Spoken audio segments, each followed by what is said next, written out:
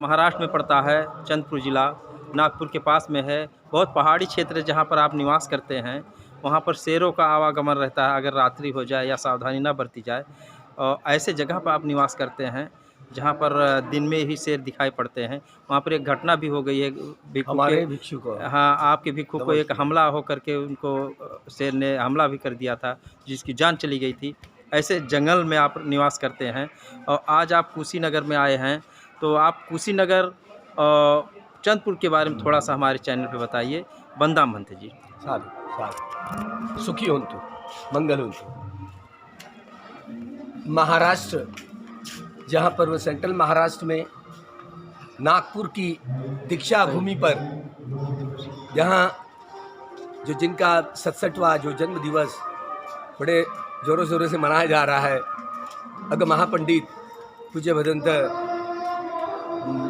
ज्ञानेश्वर महाथेरा जी, जिनके गुरुजी गुरु चंद्रमणि, उनके ही उपस्थिति में जो दीक्षा समारोह हुआ, बाबा साहब अम्बेडकर जो बोधिसत्व हुए, जो उन्होंने यह द्वितीय बुद्ध शासन की वो जड़ों को मजबूत किया, जो नींव बने और द्वितीय बुद्ध शासन के कर्णधार बन करके 14 अक्टूबर 1956 को नागपुर की पवित्र दीक्षा भूमि पर उन्होंने 7 लाख लोगों को दीक्षा दी।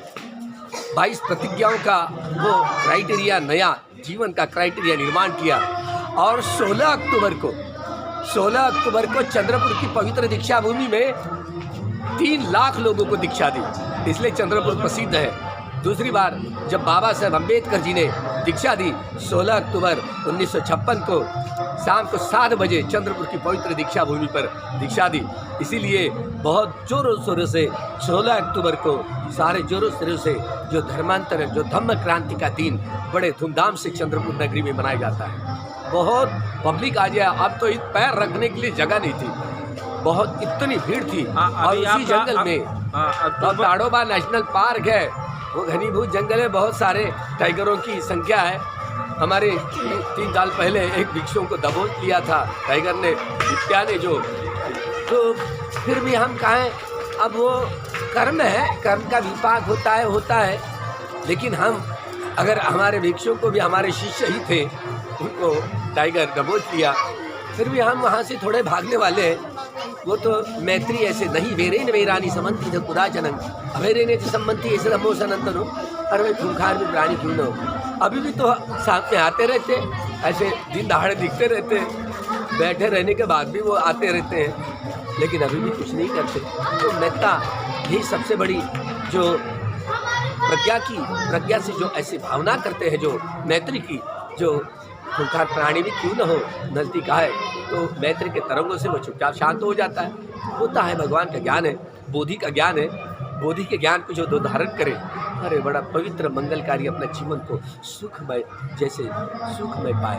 तो भगवान के सद्धर्म से ही दुनिया को जोड़ सकते हैं, टूटी हुई दुनिया जो है जोड़ सकते हैं। इसलिए डॉक्टर बाबा साहब अम्बेडकर जी ने कहा, विश्व को युद्ध की नहीं, बुद्ध की जरूरत है। बुद्ध की सद्धर्म के मार्ग से ही टूटी हुई दुनिया को जोड़ा जा सकता है।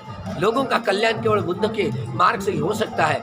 इसलिए बुद्ध के सद्धर्म का स्वीकार करने हेतु ही अपने अनुयायियों को वही काम बांटना वही काम दे दिया। और इतना सबसे बड़ा कठिन काम उनके अनुयायियों का है।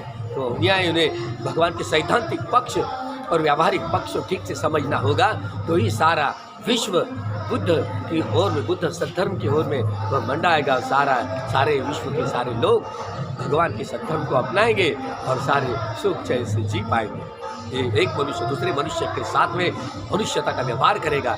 ऐसे अपने मन को जड़ से, मन के स्वभाव को बदलने में यही शोतापन्न सकलागामी अनागामी अर्हत प्राप्त करने की जो विद्या है, भगवान के जो अपने मन को वश में करने वाली जो अनापानसति एवं 40 प्रकार के शब्द भावनाओं के कम्मठान है, उनका ठीक से अभ्यास करेंगे।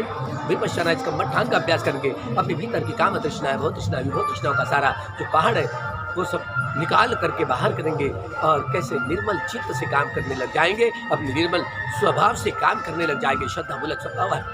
आप लोग चाहे अपने आप को हिंदू हो, बौद्ध हो, जैन हो, सिख हो, यहूदी हो, ईसाई हो, मुस्लिम हो, इस देश के उस देश के हो, इस प्रकार की बोली भाषा या उस प्रकार की बोली भाषा बोलने वाले हो, इस प्रकार की वेशभूषा या उस प्रकार की वेशभूषा धारण करने वाले हो, अरे सभी राग मूलक, द्वेष मूलक, मोह मूलक चित्त से द्वारा काम करते हैं। अशुद्ध चित्त से काम करें तो अशुद्ध भला परिणाम आएगा।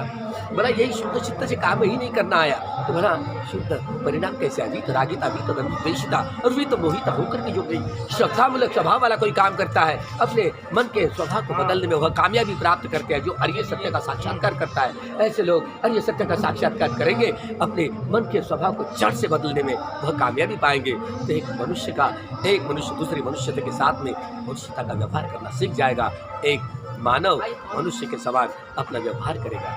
मनुष्य का यही सर्वगुण संपन्न वाली यही जो विद्या है, भगवान की विद्या है, जो धारण करे, जो अपने दुख से छुटकारा पाकर निर्वाण का साक्षात्कार करने की क्षमता को प्राप्त करे, उसके लिए 10 पारमिताओं की घड़ों की परिपूर्ति करनी होगी, तो ही हम यह उपलब्धि को प्राप्त कर पाएंगे। सभी दुखों से छुटकारा पा करके अंतिमतः निर्वाण का साक्षात्कार कर पाएंगे। यही भगवान की सीख दे दे करके यही उसी पवित्र यही कुशीनारा भूमि में अपना देह त्याग किया, महापरिनिब्बाण को प्राप्त हुए।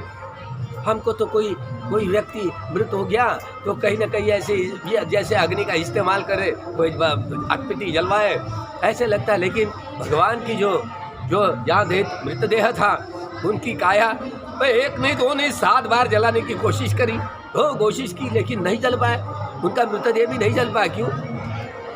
ऐसे एक हस्ती थी जो महाकाश्यप जी थे, मेरे ही द्वारा भगवान की चित्ता की आखिरी अंतिम तब चित्ता की जलन मेरे ही हाथ से होगा। और किसी ने सम्यक संकल्प किया था तो उन्होंने तो ऐसे अग्नि जी नहीं जलाया, ऐसे बैठे बैठे अग्नि कशिन का अभ्यास किया और देखते देखते अपने आप कैसे भगवान की चिता जलने लगी। लोग तो यही और सारे देवता लोगों ने मंदार पुष्प की वर्षा की।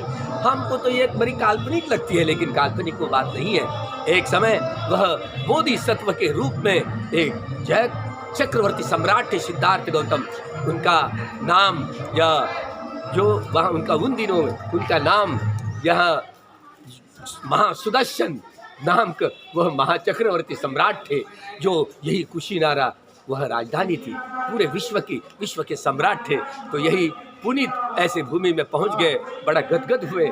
तो उस पवित्र भूमि पर क्यों न हम बोध गया, सारनाथ और लुम्बिनी और ये कुशीनारा, ये चारों कैसे पवित्र था। लोग तो 4 ही धाम करना चाहिए, तो 4 ही धाम कर लिए, ऐसे महसूस कर लिए। खूब मंगलो भवतु सब मंगलम, भवतु सब मंगलम, भवतु सब मंगलम। साथ